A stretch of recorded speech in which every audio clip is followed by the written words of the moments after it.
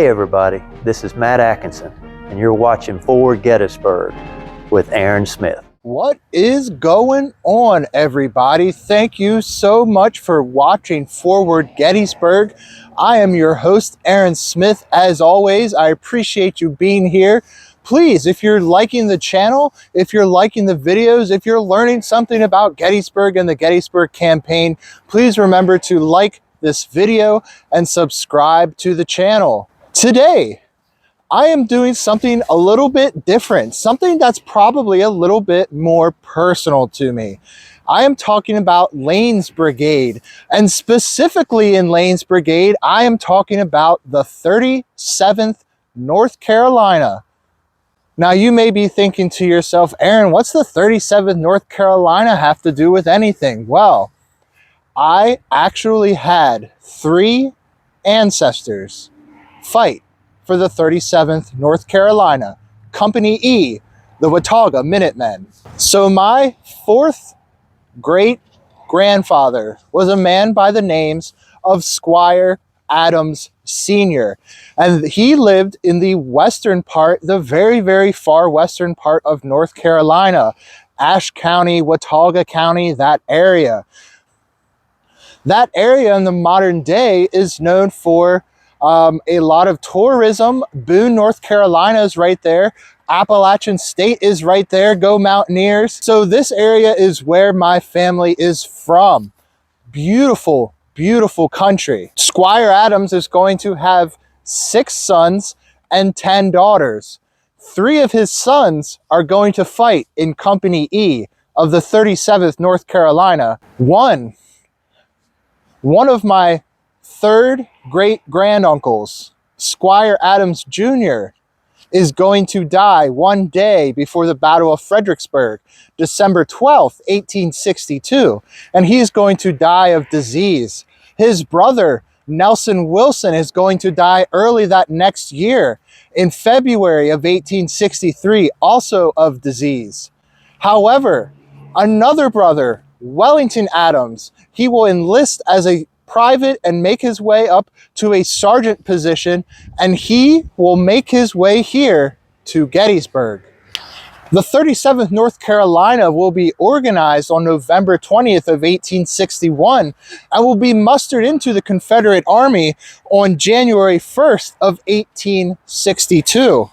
In May of that same year, they will be assigned to Lawrence O'Brien Branch's brigade with a bunch of other North Carolina regiments, the 18th, 25th, 28th, and 33rd North Carolina. They're going to be under A.P. Hill's famed Light Division.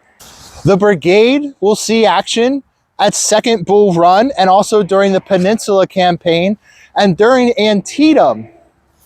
That fateful day, that bloodiest day in American history, the brigade will be part of that incredible forced march from Harper's Ferry to save the right flank of the Confederate line. Branch is going to be killed at Antietam, and Colonel James Lane of the 28th North Carolina will take command.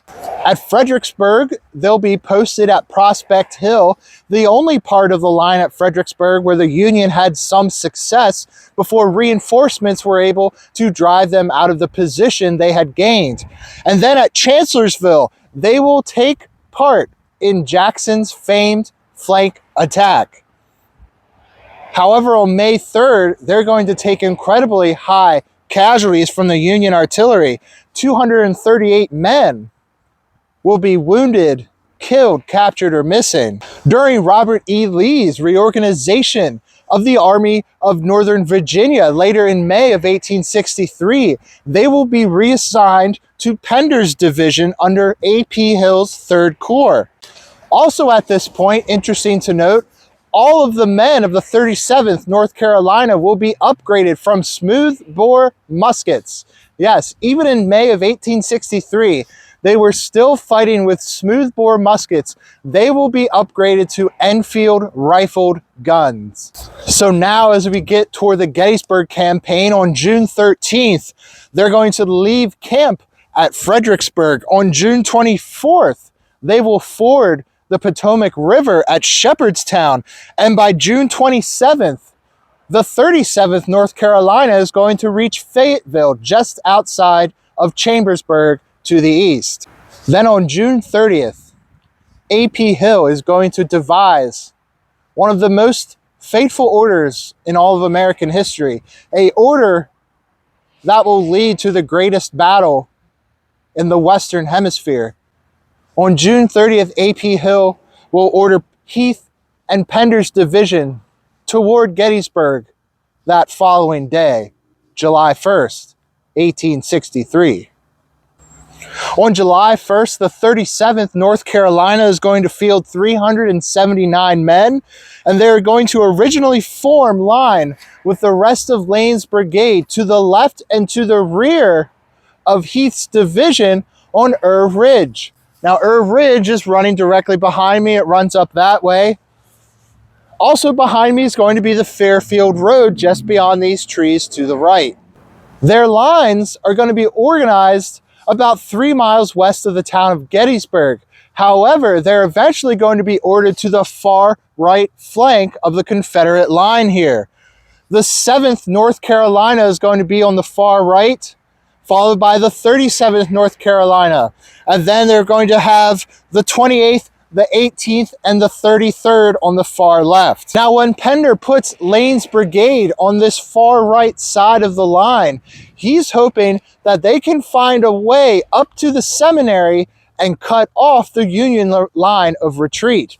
Now, at this point in the day, the Union has been pushed back to Seminary Ridge. They are making their last stand. Doubleday realizes that he has no more men to throw into the fight, so they are making their last stand along Seminary Ridge. Lane's brigade is going to be delayed. They're not going to make their way up to where they need to be going. Elements of the Union cavalry, especially the 8th Illinois Cavalry, they are going to be annoying and pestering Lane's brigade in this area. Lane's brigade's far right, that 7th North Carolina, would have been right along the Fairfield Road. And then right about here probably would have been the right flank of the 37th North Carolina. My ancestor, Wellington Adams, would have been somewhere in this line. So the 8th Illinois Cavalry is going to annoy and pester Lane and delay them.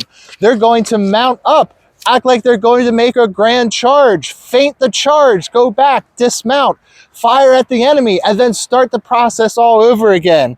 Lane is going to state in his official report, the enemy's cavalry had dismounted and were annoying us with an enfilade fire.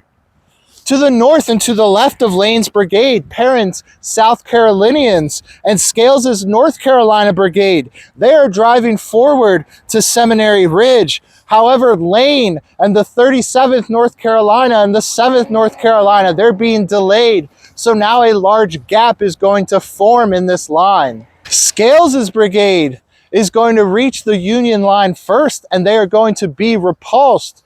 And then Perrin is going to be the next one to reach the Union line. And Perrin is going to reach his flank around that Union line on Seminary Ridge and start to crush the Union defenders.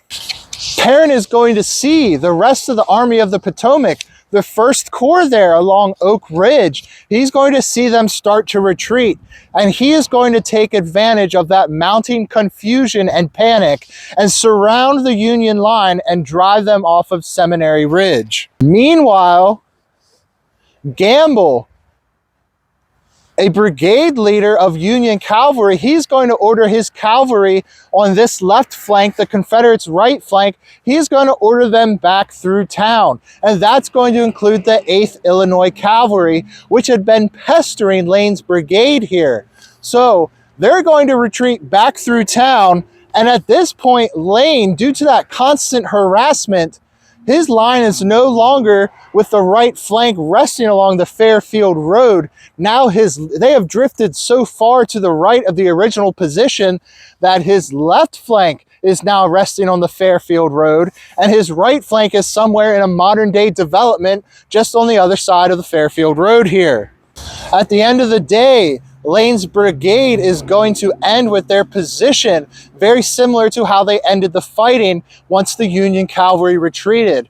Their left flank is going to be somewhere in the area of the Fairfield Road, or modern-day Middle Street in Gettysburg. And his right flank is going to rest somewhere behind the McMillan Woods near the McMillan Farm. So July 2nd, 1863, Lane's brigade is going to be right behind me in these woods. His right flank is going to be off in this direction near the McMillan Orchard over there, and his left flank is going to be resting on the Fairfield Road. Now, what's going to happen on this morning is there's going to be some very, very heavy skirmish fighting along Long Lane. So right behind me is the current day Gettysburg Rec Park. The road that runs alongside that park is Long Lane, and that was actually a road that was here during the time of the battle. So there's going to be a lot of skirmisher fighting happening. In fact, the entire 37th North Carolina is going to be thrust forward as heavy skirmishers, and Lane in his report is going to state, the 37th executed the order very handsomely, driving the enemy skirmishers and occupying the road along our entire front. There's going to be a big back and forth between elements of the 136th New York and the 73rd Ohio. There's going to be this big back and forth between these skirmishers. However, the entire 37th North Carolina is sent forward as a heavy skirmish line, and they're eventually going to overpower the Union skirmishers. The rest of July 2nd, 1863, after this skirmish fight, is going to be relatively uneventful for the 37th North Carolina and Lane's brigade. In fact, Lane, in his official report on the Battle of Gettysburg, is going to write, with the exception of the gallantry displayed by our skirmishers, nothing of interest occurred in my command on the 2nd.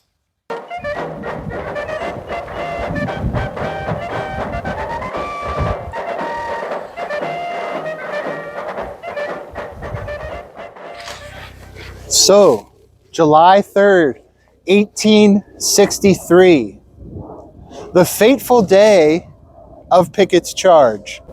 Lane's brigade will be formed behind Davis and Marshall's brigade, ahead of him in the line to make the assault. Brockenbrow's brigade will be the far left of the Confederate line, assaulting Cemetery Ridge directly behind me.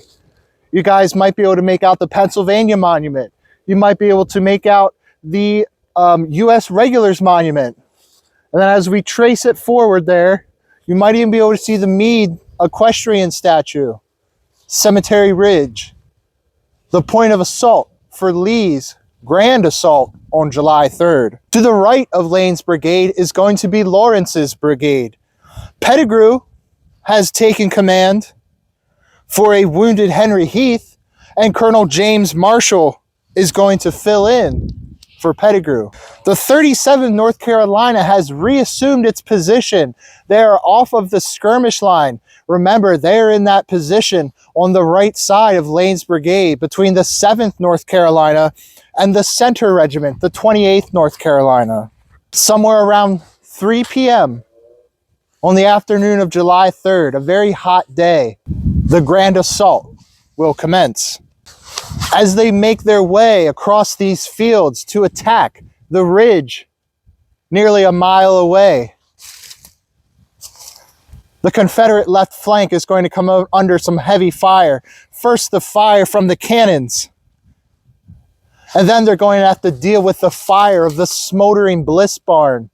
Davis's brigade and Brockenbrow's brigade, they are going to become jumbled up and scrambled, trying to get through the ruins of that Bliss Barn and that Bliss farmstead. Also to the left, we have the 8th Ohio. They're coming up and taking a position almost perpendicular to Long Lane, and they're spraying and enfilading fire into Brockenbrow's brigade. Brockenbrow's brigade is going to scramble and head to the rear. Major General Isaac Trimble, replacing a mortally wounded Dorsey Pender, is going to order Lane's brigade to the left line to fill in that floundering left flank. By this point, Brockenbrau's brigade is retreating. They have been checked and decimated by the enfilading fire of the 8th Ohio, as well as the continuing onslaught of Union cannons on that ridge just behind me. The 7th and our 37th North Carolina on the right flank there. In the confusion of the field, in the smoke and the sound, they're not going to get the order to head to the left, and they're going to continue straight ahead in line with Lawrence's brigade to their right. Pettigrew's division, they're going to reach the Union lines. They're going to reach the stone walls between the angle there at that copse of trees and the Bryan farm just north of it, that older white building along Cemetery Ridge. These men had seen heavy fighting in McPherson's Woods and McPherson's Ridge and Seminary Ridge. And now these men, less than 24 hours later, are being asked to do it again. The first wave of Southerners is going to crash up against the Union lines like a wave crashing against rocks at the sea. And they're going to be driven back.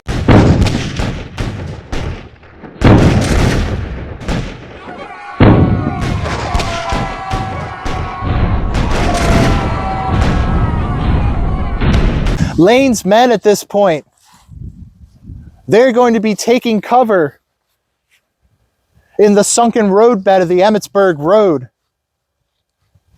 a brief place of respite in a hellish world that they've just marched into. Lane's brigade, by this point, has now reformed. The 7th and the 37th have rejoined their North Carolinian comrades. However, they are going to face a surrounding fire. On their left, they're going to have the 8th Ohio. In their middle, they're going to have the 1st Massachusetts and the 126th New York. And on their right flank, they are going to have the 108th New York, pouring volley after volley into them. Major J. McLeod Turner of the 7th North Carolina, he's going to rally his men, and he's going to rally the men of the 37th North Carolina to charge forward. However, no more than 10 paces away from where he rallied the men, Turner is going to be shot, and the attack is going to quickly falter. Lane is going to see Pettigrew's men nearby and Pickett's men further to the south start to fall back, and he's going to order the 33rd North Carolina to face the 8th Ohio to help stop some of this enfilading fire, but it's going to be too little, too late. And like the rest of the Confederate charge, he is going to order his men to fall back. As they fall back, that pesky 8th Ohio Regiment is going to continue to harass their lines and pour that flanking fire into the retreating Confederates. Lane's brigade is going to suffer just short of 50% casualties. Lane, in his official report, he is going to go on and state, "My command never moved more handsomely. The men reserved their fire until within good range of the enemy, then opened with telling effect, completely silencing the guns in our immediate front. We advanced to within a few yards of the stone wall, exposed all the while to a heavy raking artillery fire." Lane is then going to go on and he's going to speak very highly of his men's efforts here on July 3rd. He's going to say both officers and men moved forward with heroism unsurpassed. Our great loss tells but too sadly of the gallant bearing of my command. The 37th North Carolina, the regiment that my ancestor, Sergeant Wellington Adams, fought in here at Gettysburg, is going to suffer 176 casualties out of 379 men fielded, a rate of 47%. Lane's brigade overall is going to suffer 792 casualties out of 1,734 men to take the field here at Gettysburg. My ancestor, Sergeant Adams, he will go on to fight in the rest of the war, and he will be amongst those who surrender at Appomattox Courthouse. Wellington Adams is then going to return to those beautiful Blue Ridge Mountains in northwestern North Carolina. And he's going to live out the rest of his days as a farmer. He survived the war between the states. He survived Pickett's charge. And in the course of it all, he lost 2 brothers. His father, Squire Adams Sr., will lose 2 sons to the War of the Rebellion. These men were not slave owners. These men did not have slaves, did not have large plantations. They were poor farmers and clerks in those frontier counties of North Carolina. And 2 members of their family, 2 members of my family, would die during the American Civil War. Wellington Adams himself will die in his early 60s. He will pass away in 1887. Well, guys, I want to thank you all so much for joining me today on Forward Gettysburg. This episode means a lot to me. I did a lot of research into this. I think it's so awesome that we have the technology and the resources to be able to trace our ancestors back to the Civil War. In fact, I've traced my ancestors on this side of the family, the Adams side of the family, all the way back to Scotland. That's pretty amazing. I want to leave you all with a funny story. On my mom's side, the Adamses, they said, yes, we're related to John Adams, the president, the former president. And I thought, wow, that is really cool. We're related to a president of the United States back, around the founding of our nation. And I did the family tree and I double checked all my work. And yes, we are related to a John Adams, but it is not the John Adams. As always, I'm your host, Aaron Smith. Thank you guys so much for joining me. Please remember to like and subscribe to the channel, and I will catch you on the next one.